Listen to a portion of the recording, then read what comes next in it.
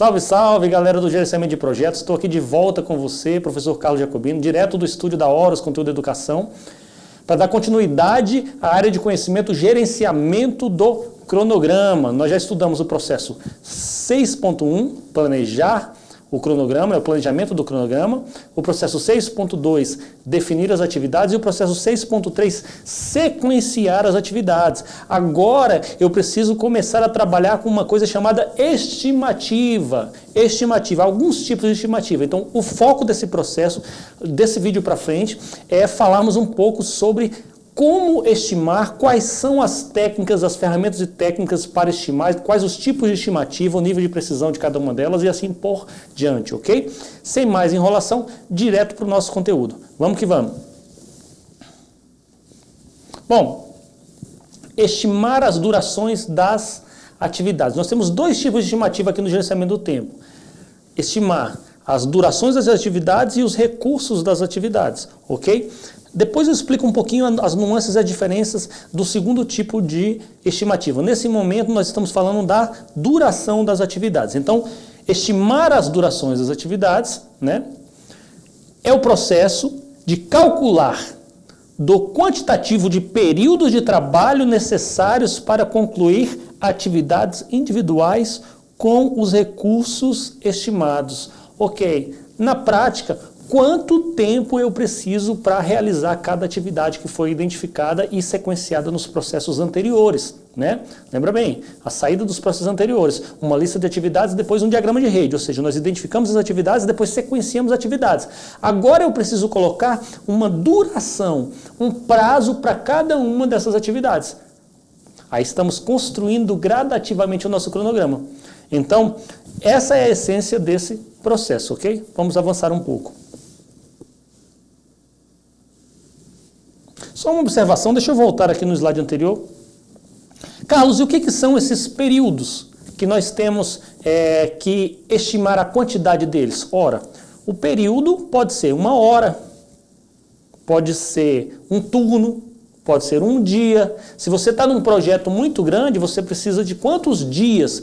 De 2.000 dias, homem, né? Ou seja, 2.000 dias de trabalho de um homem de um determinado perfil para acabar. Ou pode ser 1.000 turnos, ou 300 turnos, ou 10.000 horas de trabalho. Ou seja, não importa, mas o importante é nós estimarmos a quantidade dessa unidade de medida de tempo. Unidade de medida de tempo para saber o tamanho do projeto, né? Então esse, no final das contas, é o foco. Estimar a duração de cada uma das atividades. Se eu sei quanto cada uma delas dura e eu sei qual a ordem, porque eu já tenho um diagrama de rede, quando eu somar todas essas durações, eu vou ter o quê? O prazo de início e de término do projeto. Vou descobrir algumas coisas também, como caminho crítico, mas aí não vou antecipar aqui. Na frente a gente explica um pouquinho mais sobre isso, ok? Bom, então agora vamos caminhar com o material.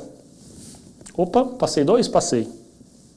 Muito bem, essa tela é bem sensível, às vezes eu clico, ela já passa logo duas lâminas de uma vez só. Bom, entradas, ferramentas e técnicas e saídas. O que eu preciso para estimar as atividades do projeto, né? As durações das atividades do projeto? A primeira coisa que eu penso eu vou precisar da própria lista de atividades, de alguma forma, e dos atributos dela.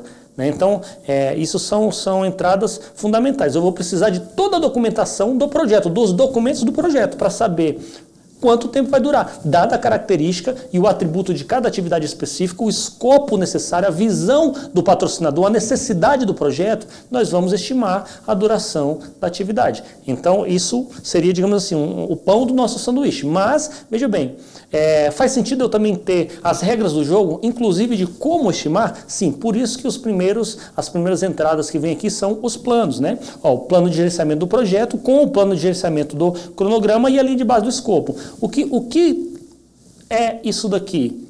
Além de todas as regras do jogo, da definição de como, inclusive, gerenciar ou planejar ou fazer essas estimativas, executar, eu estava buscando uma palavra, mas a palavra mais correta, de como executar essas estimativas, realizar as estimativas, eu preciso saber quais métodos e técnicas, seguindo qual norma, qual política, né, de estimativa nós vamos utilizar.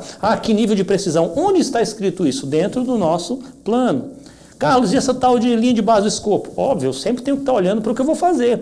Uma casa, ela vai demorar um certo tempo. As atividades, o prazo para se fazer uma casa ou as atividades da casa já são conhecidos. Mas eu posso estar desenvolvendo um sistema novo que nunca foi feito. Eu sempre falo em sistema porque é a minha zona de conforto, né? Eu sou cientista da computação.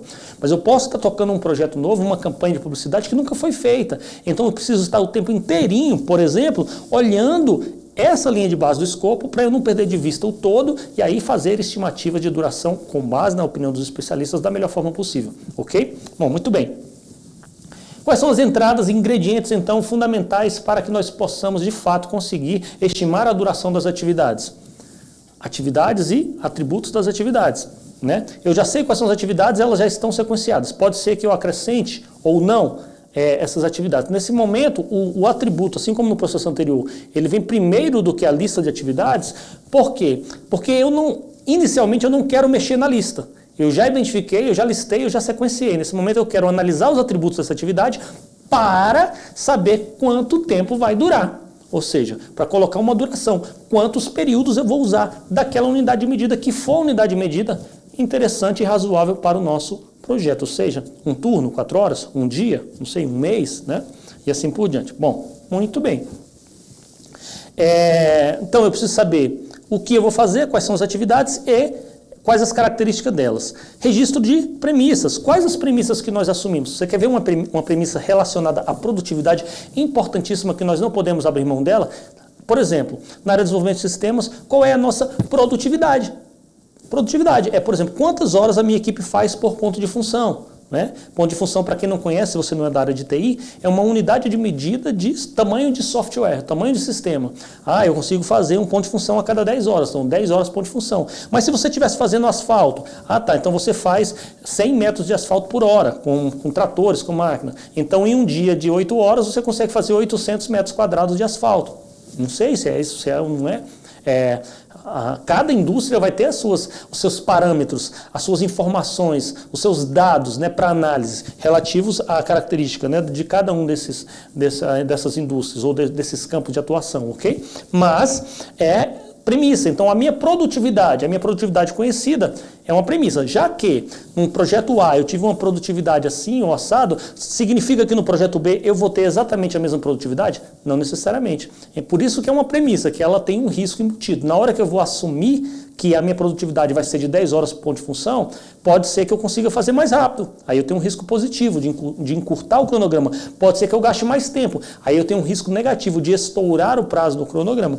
Então, mas de qualquer forma, eu tenho que conhecer e saber quais são essas premissas, tá? Por isso que as premissas são entrada para o processo de estimar a duração das atividades. Registro de lições aprendidas. Óbvio. Poxa, Carlos, para que eu preciso das lições aprendidas? Meu amigo, é o seguinte, você não já fez um projeto anterior parecido com esse? Você não está numa mega corporação? Ora, se lá naquele sistema anterior que você ia fazer, naquele prédio anterior, naquela obra anterior, você gastou um prédio para 10 mil metros quadrados, você gastou 3 anos para fazer, ou seja, tende a ser muito próximo. Se você vai fazer outro prédio também de 10 mil metros quadrados, tende a ser muito próximo o prazo, porque você vai ter atividades muito semelhantes. Então, você consultar as lições aprendidas é uma coisa muito positiva, no sentido de você estimar a duração para essas atividades, ok? Bom, muito bem. Lista de marcos. Importante, né? Nós já explicamos o que é marco, foi assunto dos 2 vídeos anteriores, inclusive expliquei sobre o losango. Se você não lembra, dá uma olhada lá. Mas quais são os acontecimentos importantes? Em que linha do tempo eles devem estar? Isso influencia no sequenciamento de atividades. Por quê? Vocês já perceberam, e muitas vezes nós dissemos, né? Eu vou fazer um desenho aqui para vocês. Você pode ter uma atividade que vem para cá, né? Aí quando chega daqui, ela vem para cá, aqui ela vem aqui, daqui ela pode fazer isso, né? Aí ela pode vir também por um outro caminho, essa atividade pode vir por um outro caminho, né? Encontrar aqui e fim. Ok, pois muito bem. O que acontece? Pode ser que na hora que eu estou sequenciando, eu falo o seguinte, opa, eu gostaria de ter um marco importante bem nesse ponto aqui. Então tudo isso que está antes, vou picotar aqui, tudo isso que está aqui na linha do tempo, para cá, para essa direção aqui, tem que acontecer antes desse marco, porque, por exemplo, isso aqui seria um marco, um acontecimento importante seria, por exemplo, as eleições de 2018. Né? Então eu preciso ter um projeto entregue antes das eleições, porque é um projeto político e o governador quer que esse projeto esteja pronto antes das eleições. Então é um marco importante. Então eu seto o marco no tempo, e uma vez que você tem esse marco no tempo, eu vou sequenciar as atividades, todas elas aqui, para que elas consigam ser executadas antes dessa data. Certo? Então é importante ter um marco pensando do ponto de vista da duração das atividades. Sim, se eu vou estimar as atividades e quando eu coloquei a estimativa dessa atividade eu percebi que ela joga uma data posterior ao marco, eu tenho que, ou tirar essa atividade daqui ou conseguir fazê-la em um prazo menor. Então, por isso que os marcos aparecem aqui. Eu fiz um rabisco danado, gente, vocês não vão me dar licença, mas eu vou limpar a tela, senão daqui a pouco não vai dar nem pra gente continuar escrevendo aqui, porque são muitos itens na mesma tela, ok? Beleza, mas vamos dar continuidade. Então, já falamos sobre os marcos, né? Designação de equipe do projeto. Claro, gente, veja bem. Olha, você vai estimar as durações das atividades. O Carlos Jacobino consegue fazer atividade com uma determinada produtividade. O Anderson já é muito melhor do que ele, consegue fazer mais rápido. Por quê? Porque pessoas são diferentes. Fulano de tal é um recurso júnior, então ele vai levar 20 horas para fazer uma atividade que um recurso sênior faria em 6 horas. Então eu preciso olhar para a designação de pessoal para poder fazer a minha estimativa de duração de quê? Das atividades. É óbvio para mim, é claro. Então eu entendo como uma entrada bem simples de compreender, né? Por quê? Sem saber quem é o pessoal designado, eu também não consigo compreender quanto tempo se leva ou vai se levar para a conclusão dessa atividade, ok? Bom, estrutura analítica dos recursos, EAR. A estrutura analítica dos recursos, eu posso até, e calendário dos recursos, eu posso até para a linha de baixo aqui, né? Na verdade, apresenta o que eu tenho de recurso disponível, não só pessoa. Equipamento, estamos fazendo uma grande obra? Ok, você está colocando que você vai fazer 800 metros de asfalto por dia, porque você está contando com um super trator Caterpillar que consegue fazer nessa velocidade. Porém, será que ele vai estar disponível na hora que você precisa no projeto? Será que ele não vai estar alocado no outro prédio? Aí quando você for fazer, você vai ter que fazer com um outro trator da Massey Ferguson, que só consegue fazer 400 metros quadrados de asfalto por dia? Eu não sei. Na verdade, sinceramente, eu não sei nem se a Massey Ferguson faz trator. Aliás, eu também não sei se a Caterpillar tem máquina que faz asfalto, tá? Isso é totalmente didático, tá ok? Então é isso. Mas o que eu quero dizer é o seguinte, você tem que olhar para o seu calendário de recursos e saber, será que esse recurso que tem essa produtividade, que me entrega o que eu preciso nessa velocidade, ele vai estar disponível? Onde eu enxergo isso?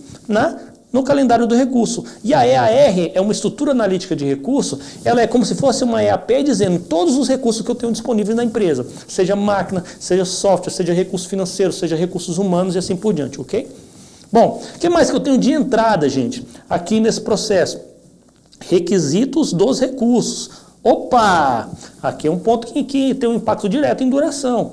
Olha, eu poderia executar o projeto com recursos júnior, pleno e sênior, mas o meu cliente final ele está pagando mais caro e ele exige contratualmente que 100% dos recursos sejam sêniors. Ele não quer menino trabalhando no projeto dele. Então isso é o quê? Um requisito específico dos recursos. Então isso daqui ele tem um impacto na minha duração, no meu cronograma. Tá bom? Tá correto? É fácil de entender por quê. Registro de riscos. Carlos, mas por que registro de riscos se eu estou falando de duração? Meu amigo, risco é algo que tem um impacto muito severo no projeto. Se você não toma cuidado com ele, o teu cronograma pode estourar e muito. Então, por exemplo, veja bem, nós temos que fazer uma drenagem aqui, porque se eu não fizer uma drenagem do terreno, pode ser que eu ache um veio d'água e eu tenha um atraso gigantesco no projeto.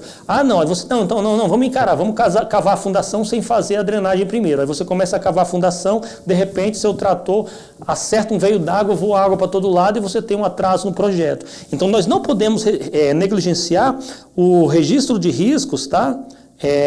Na hora que nós estivermos estimando as durações das atividades. Nós temos que consultar. Carlos, mas veja bem, nós não passamos ainda na área de conhecimento de gerenciamento de risco. Sim, meu filho, Mas como eu já falei em inúmeros vídeos para trás, você lembra bem que o nosso processo é iterativo e incremental de planejamento. Então, na primeira vez que você estiver estimando as durações das atividades, provavelmente você não tem um registro de risco. Mas lá no final, depois que você terminar o risco, como você vai retroalimentar todas as outras áreas de conhecimento, inclusive o gerenciamento do tempo, inclusive o escopo, aí você vai ter um registro de risco e você vai precisar redimensionar o tempo e a duração das atividades. Ok? O que mais que eu tenho? Fatores ambientais e ativos de processos organizacionais. As lições aprendidas, os templates, os modelos, a própria regra, as estimativas que foram feitas em projetos anteriores para que eu possa utilizar como base, tá bom? Bom, esse vídeo fica por aqui. A gente concluiu nesse momento as entradas, das entradas, ferramentas e técnicas e saídas do processo 6.4, estimar a duração das atividades. No próximo vídeo, a gente continua com as ferramentas e técnicas, que são muitas, e talvez a gente precise, inclusive, de mais 2 vídeos para concluir esse processo. Não sei se vai dar tempo. Vamos tentar explicar da forma mais didática, mais objetiva possível, tá bom? Grande abraço aí do Carlos Jacobini e até o próximo vídeo.